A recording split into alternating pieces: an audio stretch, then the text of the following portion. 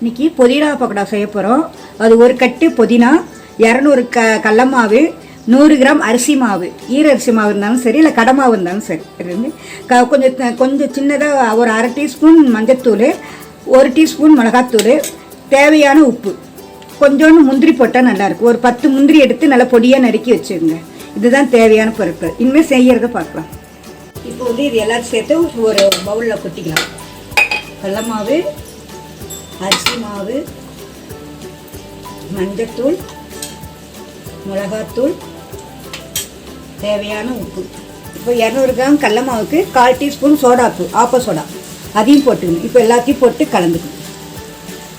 இப்போ கலந்துட்டு கொஞ்சமாக எண்ணெய் காசி ஊற்ற போகிறேன். இப்போ நல்லா கலந்துக்கிட்டு இப்போ கொஞ்சம் குழிப்பட்டு கொஞ்சோண்டு ஒரு கரண்டி, குழிக்கரண்டி அளவுக்கு காஞ்ச எண்ணெய் இதை போட்டு நல்லா இப்போ முதல்ல கலந்துருங்க.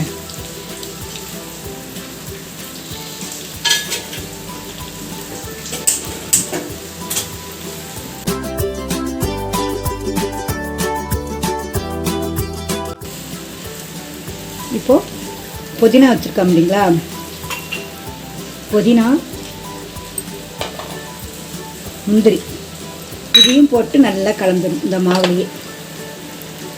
இதனால் அலசி கொஞ்சம் நேரம் தண்ணி இல்லாத எடுத்து வச்சுக்கணும்.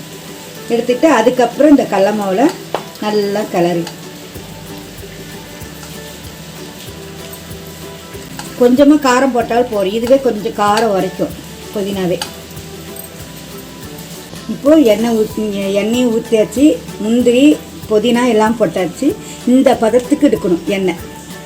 இப்போ இப்படி பிடிச்ச பதத்துக்கு இல்லை, ரொம்பவும் வேண்டாம். இதில் இப்போ நம்ம தண்ணி ஆட் பண்ண போகிறோம். கொஞ்சமாக கலந்து நம்ம பக்கோடாலாம் போடுறோம் இல்லைங்களா, அந்த மாதிரி லைட்டாக தான் போடணும். ரொம்ப போடக்கூடாது.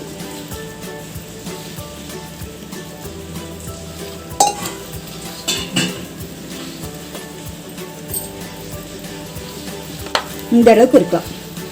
ரொம்ப குழக்குழன்னு வேணாம். ஏன்னா நம்ம எண்ணெய் வேறு ஊற்றிருக்கோம், சோடாப்பு வேறு போட்டிருக்கோம் இல்லைங்களா, அதனால ரொம்ப ஊற்றிடாதீங்க. இந்த அளவுக்கு, இந்த குழக்குழன்னு இருந்தாலே போதும். இந்த அளவுக்கு தான், இந்த அளவுக்கு பிசைக்கணும். நம்ம சப்பாத்தி பூரி மாவு பிசைறீங்களா, அந்த அளவுக்கு இது இருந்தாலே போதும். ரொம்ப தண்ணி ஊற்றினா எண்ணெய் இழுக்கும், புறுபுறுன்னு போயிடும். ஆனால் இந்த அளவுக்கு இருந்தால் போதும். இப்போ நமக்கு எந்த ஷேப் வேணாலும் நம்ம பண்ணிக்கலாம். கொஞ்சமாக எடுத்து சின்ன சின்னதாக இப்படி உருட்டியும் வச்சுக்கலாம்.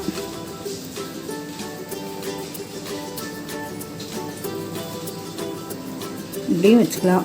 இல்லையா வேறு ஷேப்பில் உங்களுக்கு சொல்கிற மாதிரி பண்ணுவாங்களே, இப்படி சொக்கட்டா மாதிரி,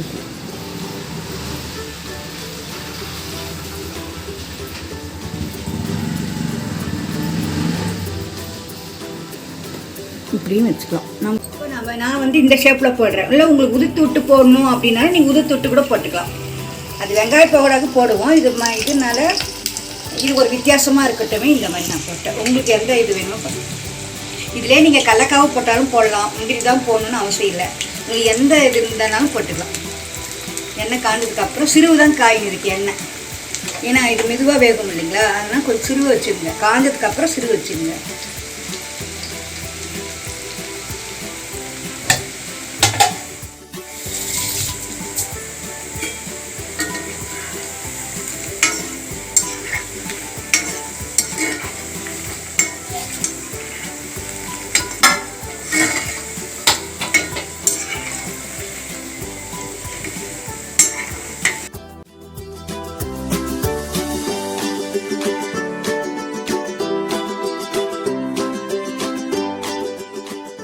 இது கொஞ்சம் லேட்டாக தான் ஆகும். லேட்டாக பண்ணிங்கனாலும் நல்லாயிருக்கும். பொறுப்புறணும் இல்லைன்னா உள்ளே வெந்தும் வெளியில் வெந்தும் உள்ளே வேகாமல் இருக்கும். அதுக்காக தான் கொஞ்சம் சிறுவு வச்சு மெதுவாகவே எடுத்துங்கன்னா நல்லாயிருக்கும். நீங்கள் கரகரன்னு இருக்கும். கொஞ்சம் கலர் சேஞ்ச் ஆகுது பாருங்கள். ஒரு பொண்ணு கலரில் விட்டு விட்டிங்களா, இதுதான் அழகு. சிறுவு தான் வச்சுருக்கேன். இதுதான் அளவு. இந்த அளவுக்கு இருந்தீங்கன்னா கரெக்டாக இருக்கும்.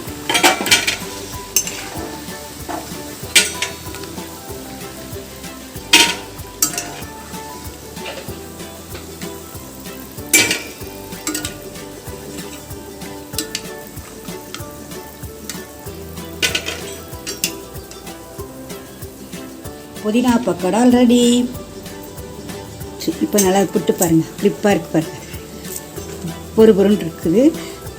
இது வந்து நீங்கள் ஈவினிங் காஃபி குடிக்கிற டைமில், டீ டைம் பார்த்து இது செஞ்சீங்கன்னா நல்லாயிருக்கும்.